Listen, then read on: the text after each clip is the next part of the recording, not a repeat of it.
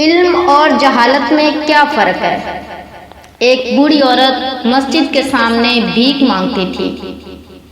ایک شخص نے اس سے پوچھا کہ کیا آپ کا کوئی بیٹا کمانے کے قابل نہیں ہے؟ تو اس بوڑھی عورت نے کہا کہ ہے۔ تو پھر آپ یہاں کیوں بھیک مانگ رہی ہیں؟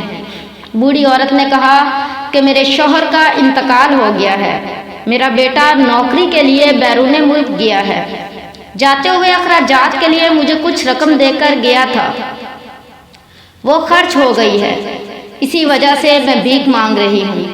اس شخص نے پوچھا کہ آپ کا بیٹا آپ کو کچھ نہیں بھیجتا ہے؟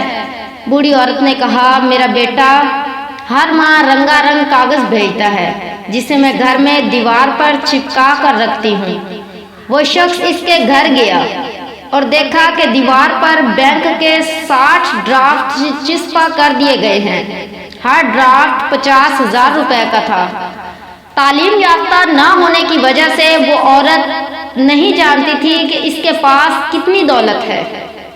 اس شخص نے اسے ڈرافٹ کی اہمیت سمجھا دی تو وہ عورت بہت خوش بھی ہوئی اور حیران بھی اور پریشان بھی ہوئی کہ دولت ہوتے ہوئے بھی وہ بھیک مانگتی رہی ہے۔ ہماری حالت بھی اس بوڑھی عورت کی طرح ہے۔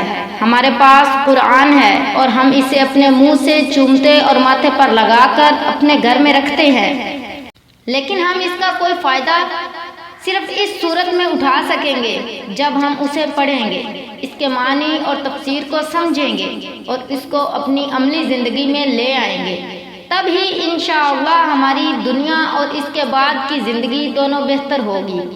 اللہ تعالی ہم سب کو قرآن کی عظمت کو سمجھنے کی توفیق عطا فرمائے، آمین ثم آمین۔ بہت بڑا خزانہ ہمارے پاس موجود ہے، لیکن ہماری جہالت کی وجہ سے اس میں چھپے انعامات سے آج ہم سب محروم ہیں۔